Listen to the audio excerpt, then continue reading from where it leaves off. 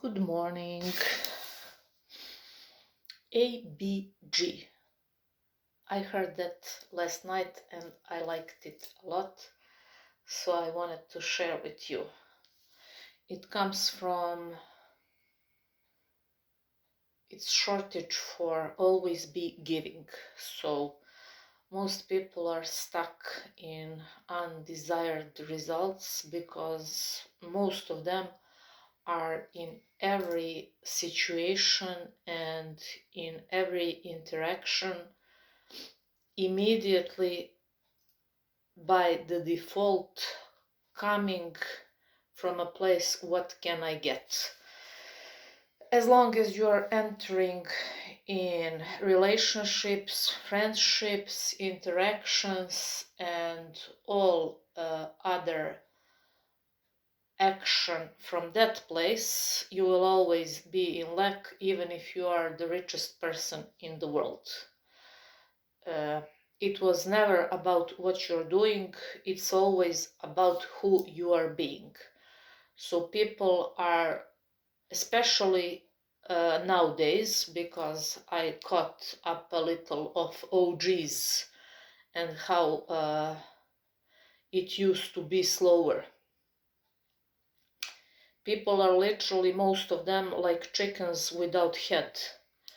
And I've noticed that it's kind of like of trendy to say I'm in a rush, I'm out of time, I'm busy, it's crazy, my schedule, so on and so forth. I mean, as long as you are speaking like this, you will manifest it, more and more of it into your life, meaning your place of being is still not connected to the infinite, to timeless.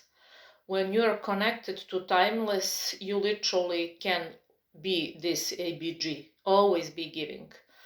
Time, attention, affection, appreciation, full acceptance, everything, because you are not coming from a place of lack, and you are always deeply rooted and connected to the infinite being, to source, to timeless.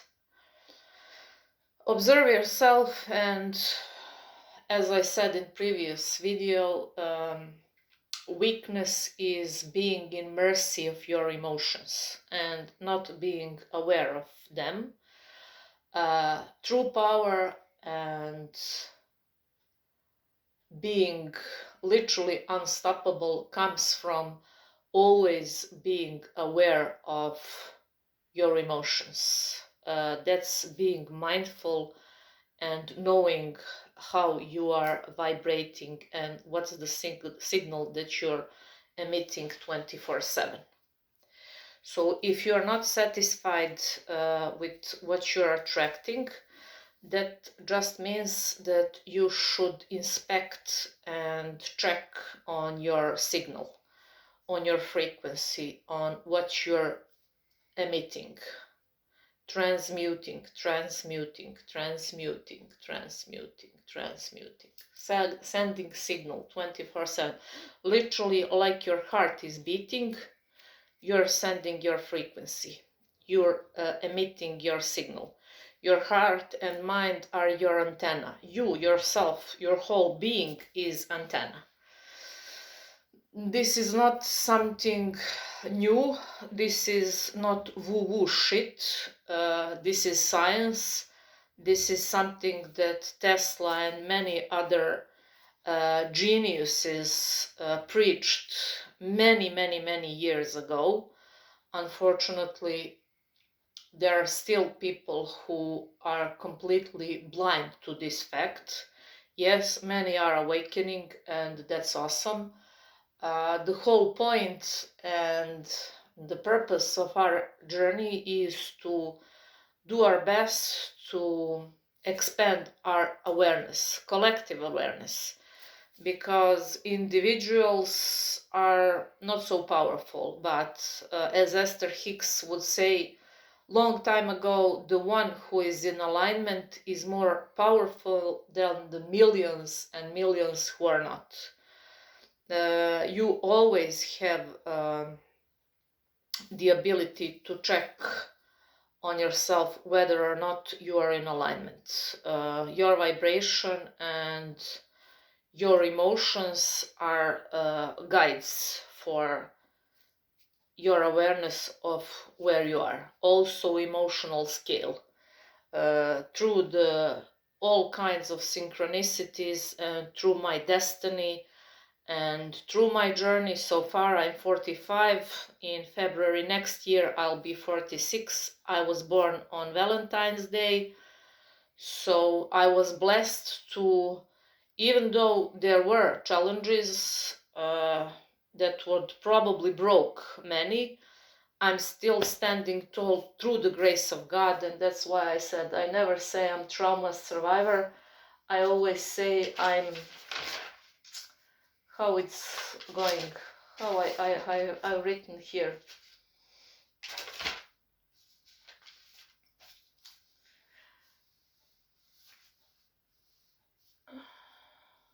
I'm not trauma survivor.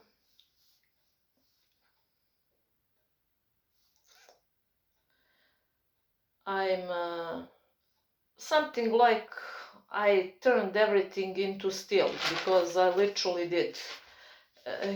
Here it is. I never say I'm trauma survivor. I say I'm a builder of fire. I never say I was abused. Yes, there were many unpleasant experiences in my journey, but many people have them. Most of people have them. It's never about what we survived, it's what we became despite of it.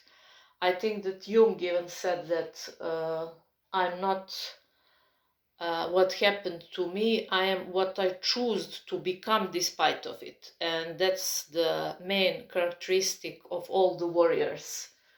So I never say I was abused, I always say I became untouchable. So that's the whole point. Whether or not you will play small, remain stuck in victimhood, poor me, la la la, why this happens to me, why not to others.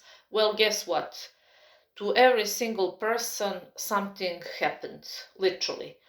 They might be the richest person in the world, but unfortunately they maybe had the karma to experience, let's say, loss of a child or uncured disease, or there are many examples how karma is uh, building every single warrior.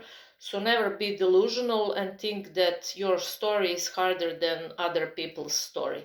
Everyone has one, but the most of the people are hiding them because they don't want to be vulnerable, completely unaware that the vulnerability is the currency.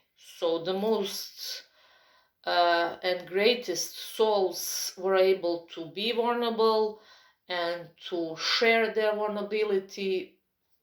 There is no need to feel guilt or shame or less than because you went through hardship. No, your ability to speak about it and to raise above all of those unpleasant situations and experiences made you the precious diamond you are now. So just never fall into a trap of victimhood and poor me and so on, because that's the place from which many never move forward. Because they think that something must be wrong with them because they experienced it. No. You experienced it in order to become the higher version of you. Maybe to share it, maybe to write a book, maybe to create a coaching business, maybe to lead by example. Behind every hardship in your life, there is a purpose. So what separates the rest from the best is what they did with experiences? Have they shaped and molded them into a beautiful piece of art, or they remain in poor me, why me, why no, why that didn't happen to this, or everybody has challenges. I remember that one of the greatest examples I read was something like, you never know when you're in traffic, let's say, and someone is passing by your vehicle in some dream car of your dreams, and you're there and thinking, wow, lucky guy or woman, I wish I was, or I had this vehicle, and so on and so forth. You never know whether or not that person is in a rush to crash and to commit suicide. Never compare your journey with journey of others. You might be at the beginning, they are at the level pro. Also, always know that the higher the level, the stronger the devil. So the more you level up and rise through the consciousness, and the more you become powerful, there will be higher and higher levels of how tested you'll be. So the whole point and purpose is to never get anything too serious, to never get anything too personal. I like what Mel Robbins said, let them, just let them. I think that she even, yes, she wrote the book with that, let them. The book is called Let Them. So, how many times you felt awful if somebody told you something, or side eye, bombastic side eye, or let them. People are maybe struggling with challenges you have no idea, and you shouldn't know, and you can't know. So it's in 99% of the time it has nothing to do with you. They are just dealing with their BS. So ABG, always be giving whatever it is that you want to receive. Never come from a place of neediness, of wanting that emits I don't have it. So I also have written here what I watched last night from the last video that Jake Ducey uploaded. I think I pronounced it well. He's an awesome guy. If you want to see the original video, go to his channel. His last video is about this. I recently also read somewhere, and I was someone who lived this. If you experienced, or your first impression about relationships was, let's say, challenges between your parents, fights, physical abuse, alcoholism, cheating, everything that nobody would like to experience, your subconscious will perceive love as a problem, and you will subconsciously run away from relationships. Part of this was my experience. My parents, I love them a lot, and I'm so grateful for every single heartbeat of them, every single step and every single breath that they experience here in this journey. But they simply had challenging relationships, even though they loved each other very much. But even though I was a little girl, I didn't like what I saw, and I subconsciously perceived that love is problem. I don't want problems. So I subconsciously self-sabotaged many great men, many potentially awesome relationships, because deep down I felt that the more I give of myself, and the more I feel like loving, really, I will end up hurt, abused. I will experience something like I saw early in my childhood. So always know that subconscious is something that no matter what it is, love, finances, health, success, beauty, appearance, whether or not you are perceiving every new birthday as something that, oh, I'm older and life is passing by, or you are aware that you are more and more wise, that every single chapter has beauty in it, and so on and so forth. All of this is subconscious programming. So the best and the great news is that it can be rewired. So Jake said here that our subconscious is always waiting for new instructions. So when I realized that, I started to put new programs in my hardware. So let's say if I perceive love like problem and I don't want it, I started to input, because everything we get is what we were impressed. Impress, express, impress, express. You're expressing from your inside to outer world, and outer world is expressing to you what you're putting out. So slowly but surely, when I realized that sometimes ago, I started to impress new beliefs, that I'm worthy of love, that I don't have and I will never experience the relationship dynamics as I witnessed as a child, that they lived according to their beliefs never were, aren't, and never will be my beliefs, and so on and so forth.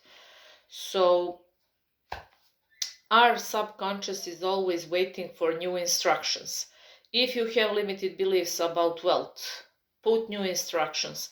If you have limited beliefs about success, put new instructions. If you have limited beliefs about money, money is, let's say, limited beliefs and old input was money is hard to make, let new instruction for your subconscious mind be, I'm so happy and so grateful now that money comes to me in increased quantities through multiple sources on a continuous basis. I'm worthy of all the best that life has to offer, and I accept all the best that life has to offer now. I manifest every desire of my heart with grace and ease through heart-brain coherence. My yoke is easy, my burden is light. The subconscious doesn't have a mind of its own. It's like an obedient servant that just listens to whatever constant emotions are habitually sent its way. So those habitual emotions, you know how people and children feel sad and lonely, especially those children who grew up in being a witness of abusive relationship, physical abuse, a parent who was absent or had alcoholism issues, parents that used to fight about money. That's also one of biggest blockages. Then children perceive them in early childhood like unworthy of abundance, like and they literally get the impression that they should and will struggle through their life to affirm and confirm what they saw their parents lived. So please never take this subconscious stuff lightly, because it isn't.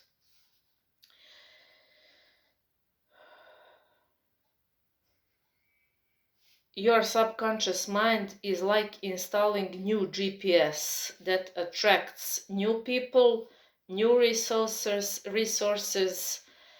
financial opportunities and ideas that come to you and through you.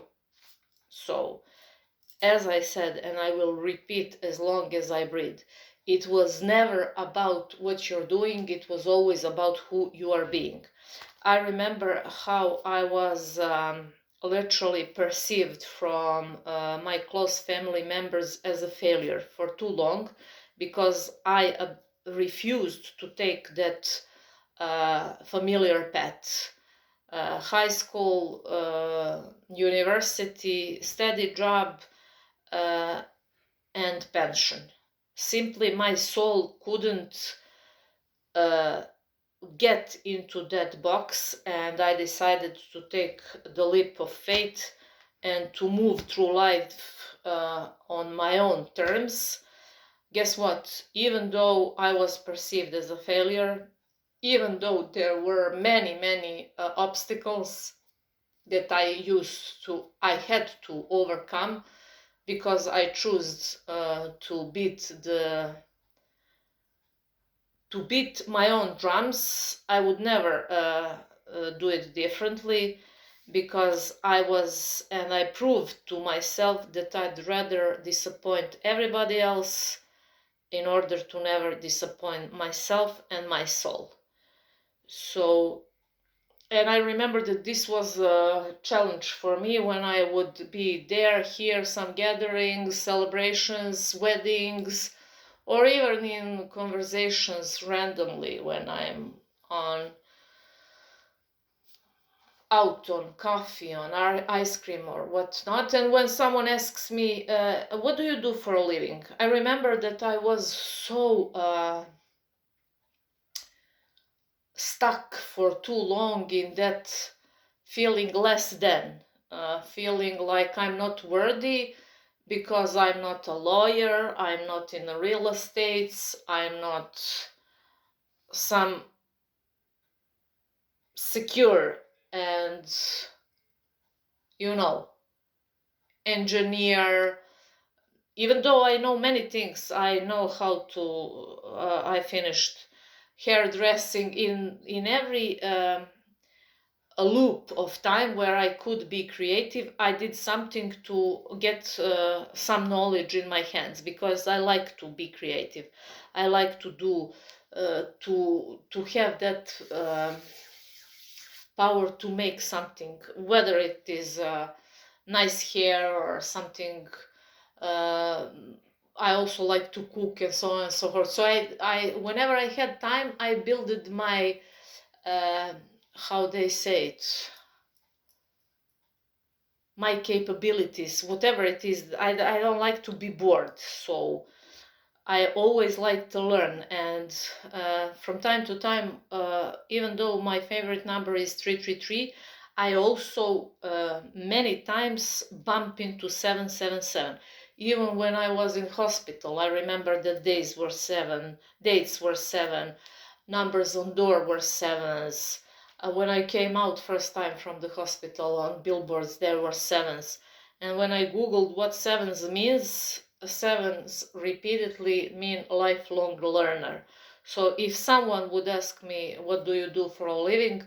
Now I would say that I am first mad scientist, because I literally am mad scientist. I like to explore, I like to know everything that's hidden and it's not common, so to speak. Mad scientist and lifelong learner.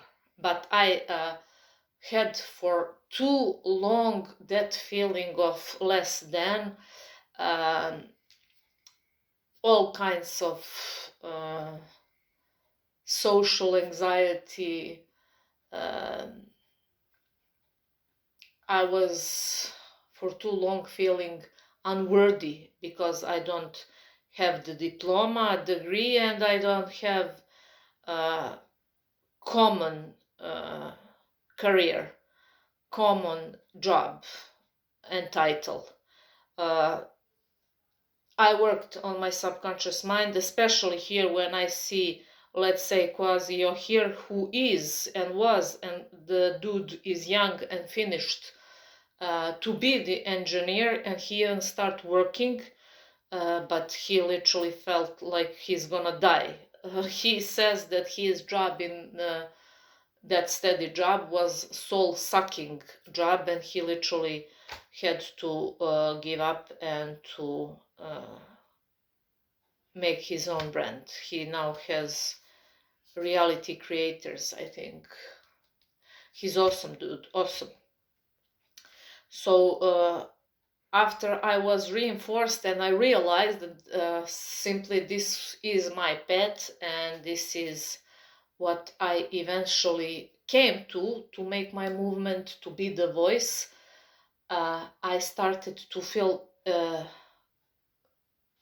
opposite from what I used to feel for years, less than, unworthy, and so on. I am now standing in my power, and I'm now so proud of myself for never giving up and for always being there for myself, and for, as I said, being able to disappoint everybody else, just to never disappoint myself. So please, whatever it is that it's your soul calling, like this was for me, but it took me a long time to finally figure out that this movement and to be the voice and to share words is my purpose. Whatever it is that is yours, please never give up on it. Disappoint everybody else, never disappoint yourself. The key thing here is to always feel that you're worthy of whatever it is that you want. What's blocking people is their deep down feeling of unworthiness. Most people don't get what they consciously want as adults because we get what we subconsciously are comfortable with.